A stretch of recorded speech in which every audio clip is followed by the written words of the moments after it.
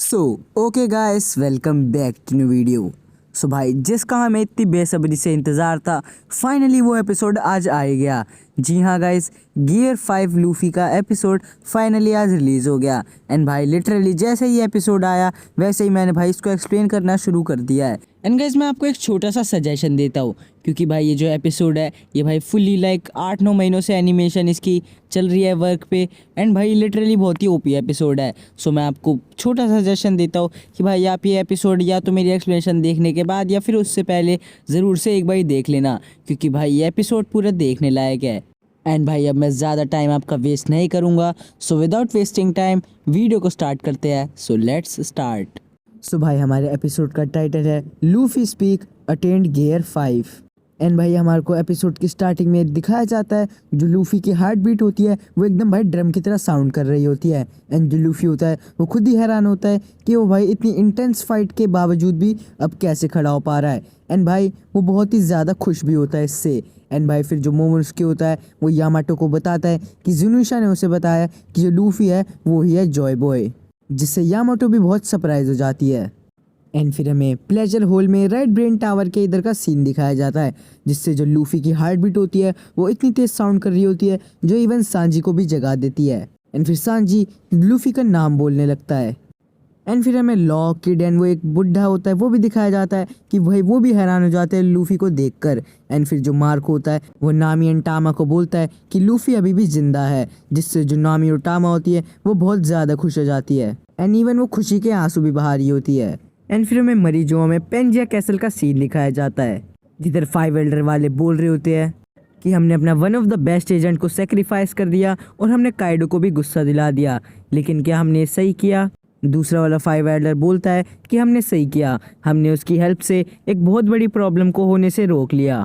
And फिर जो गांधी वाला 5 एल्डर होता है वो ये रिवील करता है कि 800 सालों से जो वर्ल्ड गवर्नमेंट है वो उस गोमू गोमू नोमी फ्रूट को लाने में हमेशा ही नाकाम रही है। वो हमेशा अवॉइड करता रहता है जैसे कि उस पर खुद का ही माइंड हो, जिस पे दूसरा वाला 5 एल्डर बोलता है कि ये इम्पॉसिबल भी नहीं हो सकता। मैंने सुना है कि जितने भी जोआन डेविल फ्रूट होते हैं उन पे सबकी अपनी विल होती है, एंड जो गोमू गोमू नोमी डेविल फ्रूट है उसके पास विल है गॉड की। एंड फिर जो 5 एल्डर होते हैं वो ये भी रिवील करते हैं कि जो गोमू गोमू नोमी फ्रूट है वो रियली में एक mythical zoan type devil fruit है, एंड वो एक ह्यूमन फ्रूट भी है, एंड उसका नाम है हिटोहिटोनोमी मॉडल नीका। एंड फिर हमें हिटोहिटोनोमी मॉडल नीका की पावर्स के बारे में बताया जाता है। इसमें बताते हैं कि वो जो डेविल फ्रूट है वो अपने यूज़र को रबड़ की प्रॉपर्टी को हाई डैमेज पे यूज़ करने में हेल्प करता है, एंड उसकी एक ही लिमिट है एंड वो है इमेजिनेशन। एंड जो उसका यूज़र है वो दूसरों के चेहरों पर एक स्माइल लाता है, एंड जो उस फ्रूट का यूज़र होता है वो हमेशा आज़ादी के योद्धा का एक अवतार बन के रहता है। एंड उस फ्रूट की अवेकनिंग के बाद जो उसमें रबड़ होती है उसमें बहुत ही ज़्यादा स्ट्रेंथ हो जाती है, एंड वो अपने यूज़र को एकदम गॉड लेवल की फ्रीडम देता है, जिससे वो जो डेविल फ्रूट है वो बहुत ही पावरफुल थिंग है इस दुनिया में। एंड फिर हमें सेकंड फ्लोर का सीन दिखाया जाता है, जिधर कोमुरासाकी और ओरोची होते हैं, जिधर ओरोची बोल रहा होता है कि मैं ओडिन की बहुत इज्जत कर रहा था, तुम्हें क्या लगता है कि तुम कर रहे हो? ये जो काइडो था ये मेरे को यूज़ कर रहा था ओडिन के खिलाफ, अभी भी हम दोनों एक साथ इधर से भाग सकते हैं, बस तुम्हें इस कील को निकालना है।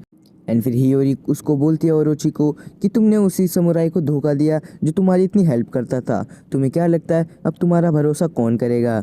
जो मेरे फादर थे उन्होंने अपना प्रॉमिस हमेशा से ही रखा था। एंड फिर हियोरी वो टाइम याद करती है जब ओरोची ये आइडिया देता है कि हम उसे बॉयल नहीं अब शूट करेंगे, और सिर्फ ओडेन को ही नहीं मारेंगे बल्कि उसकी पूरी फैमिली को भी मारेंगे। एंड फिर जो हियोरी होती है वो बोल रही होती है कि जो ओडिन था वो 5 सालों तक पागलों की तरह नाचता रहा, उसे लगता था कि तुम और काइडो वानो लैंड को फ्री कर दोगे। उसने ये बात इवन अपनी फैमिली तक को नहीं बताई थी। जो मेरे फादर थे वो हमेशा अपने वादों को निभाते थे, उन्होंने फिर भी तुम पे भरोसा किया जब उन्होंने एग्री किया कि वो पूरा 1 घंटा एक बर्निंग ऑयल के अंदर रहेंगे। जो उनकी पूरी स्किन थी वो भी इस ऑयल से बर्न हो चुकी थी, उसके बावजूद भी वो हमेशा स्माइल करते रहते थे। मैं तुम्हें ये तक नहीं बता सकती कि कितना उन्होंने सफ़र किया। उन्होंने पूरे लैंड ऑफ वानो की जिम्मेदारी अपने कंधों पे ले ली थी, क्योंकि पूरे नेशन को तुमने अपना हॉस्टेज बना रखा था। एंड फिर हियोरी अपने फादर की बातों को याद कर रही होती है। एक दिन उसके फादर बोल रहे होते हैं कि तुम्हें क्या हो गया, जिसमें हियोरी बोलती है कि फादर ये सब क्या तुम्हें सही लगता है जो भी सब तुम्हारे बारे में बोलते हैं? जिसमें ओडेन बोलता है कि हाँ मेरे को इसलिए अच्छा लगता है क्योंकि मेरे साथ तुम सब हो। एंड वो फिर जो हियोरी होती है वो स्माइल करके बोलती है ऐसी बात है तो मैं हमेशा तुम्हारे साथ रहूँगी। एंड फिर वापस से प्रेजेंट का सीन आता है एंड ओरोची बोलता है कि हाँ मैं हमेशा से ये कहता था कि ओडिन एक ग्रेट समुराई है। एज अ शोगुन मैं तुम्हारे फादर के लिए एक रिवॉर्ड बनाऊंगा। लेकिन तभी जो कोजुकी हियोरी होती है वो चिल्ला के बोलती है कि मैं हूँ कोजुकी हियोरी और तू अपनी ज़बान को संभाल के बात कर ढीठ आदमी। और इवन जब कि मैं भूखी भी हूँ या फिर इन घटिया से कपड़ों में भी हूँ, मैं हमेशा से अपने फादर का नाम कैरी करने में प्राउड महसूस करती हूँ। लेकिन तुम सिंगल डे भी एक अच्छे शोगुन की तरह नहीं रहे। तुम एकदम मूर्ख और निराश आदमी हो और जितना मूर्ख और निराश तुम दिन पर दिन बनते गए उतने ही लोगों की लाइफ डेथ में कन्वर्ट होती गई। एंड फिर ओरोची उसको बोलता है कि तुम मेरे को कुछ भी मत करना, ये जो रिवेंज वगैरह है ये सब बेकार की बातें हैं। अगर तुम मेरे को मार भी दोगे तो तुम लेकिन काइडो को डिफीट नहीं कर पाओगे। लेकिन तभी इधर जो कांजुरू का वो होता है वो उधर आ जाता है एंड वो उससे बोलता है कि तुम कांजुरू हो एंड वो बोलता है कि मैं फेल हो चुका हूँ एंड मैं ख़त्म भी हो चुका हूँ। लेकिन जो ओरोची होता है वो उसे ऑर्डर देता है कि हियोरी को जला के मार दो। एंड बोलता है कितनी हंसी की बात है कि जो एक औरत 20 सालों से अपने रिवेंज के लिए इधर उधर भटकती रही वो एंड में आके नाकाम हो गई। तुम कोजुकी के नाम पे एकदम धप्पा हो हियोरी।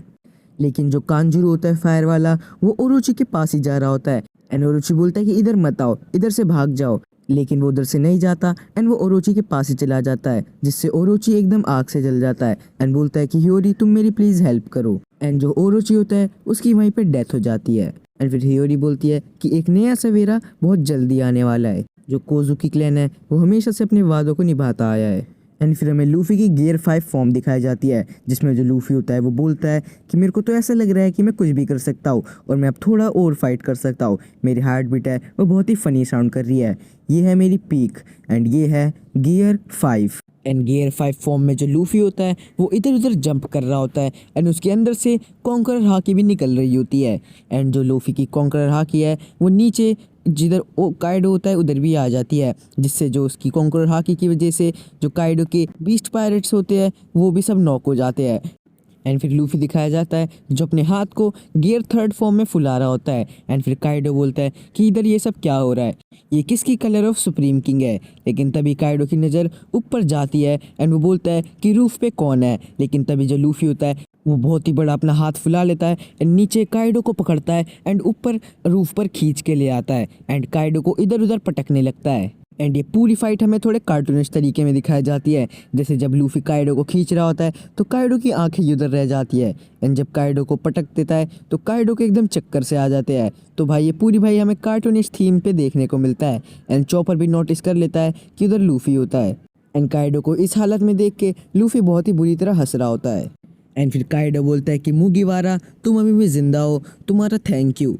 एंड इतना बोलते ही काइडो लूफी पर ब्लास्ट ब्रेथ से हमला कर देता है जिससे लूफी एकदम हैरान हो जाता है। एंड हमें दिखाया जाता है जो लूफी के कार्टूनिश तरीके में से आंखें वाँखें सब बाहर आ रही होती है।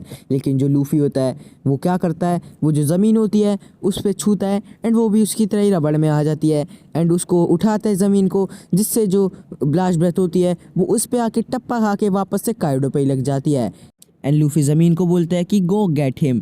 एंड जैसे ही वो उस पर चली जाती है लूफी उसी ज़मीन पे बैठ जाता है एंड उन सबको देखने बहुत ही ज़ोर ज़ोर से हंसने लगता है। एंड हमें उधर एक बहुत ही बड़ा एक्सप्लोजन भी देखने को मिलता है। एंड फिर हमें फाइनली लूफी की गियर 5 दिखाई जाती है जिसमें लूफी लिटरली बहुत ही ज़ोर ज़ोर से हंस रहा होता है ज़मीन पे बैठ के। एंड फिर काइडो लूफी को बोलता है कि मेरे को माफ़ करना, उस पागल ने जो भी तुम्हारे साथ करा मैं वैसे जीतना नहीं चाहता था। एंड फिर जो लूफी होता है वो बोलता है कि कोई भी दिक्कत नहीं है, हम इसको अब सेटल कर सकते हैं। एंड फिर काइडो एंड लूफी एक दूसरे को फेस ऑफ कर रहे होते हैं एंड लूफी अपनी गियर 5 में लिटरली बहुत ही कूल लग रहा होता है। एंड जो हमारा एपिसोड होता है वो भी यहीं पर एंड हो जाता है। सो भाई फाइनली आज हमारा गियर 5 आ ही गया जिसका हम सबको इतना बेसब्री से इंतज़ार था। एंड भाई जो इसकी एनिमेशन क्वालिटी है वो एकदम टॉप नॉच है। लाइक आपने देखा ही होगा जब काइडो लूफी पर ब्लास्ट ब्रेथ से हमला कर रहा होता है तो उसको एकदम फ्रेम टू फ्रेम कितनी अच्छी तरीके से एनिमेट कर रखा है। एंड भाई अगर मैं इस पे बात करूँ तो भाई ये पूरी वीडियो 1 घंटे की बन जाएगी। सो भाई इस वीडियो को यहीं पे एंड करते हैं। एंड अगर आपको गियर 5 एंड ये वीडियो अच्छी लगी हो तो भाई ज़रूर से लाइक कर देना। एंड अगर आप चैनल पे नए हो तो चैनल को सब्सक्राइब करके बेल नोटिफिकेशन को दबा देना। अगर नेक्स्ट वीडियो में जल्दी मिलेंगे, तब तक के लिए गुड बाय।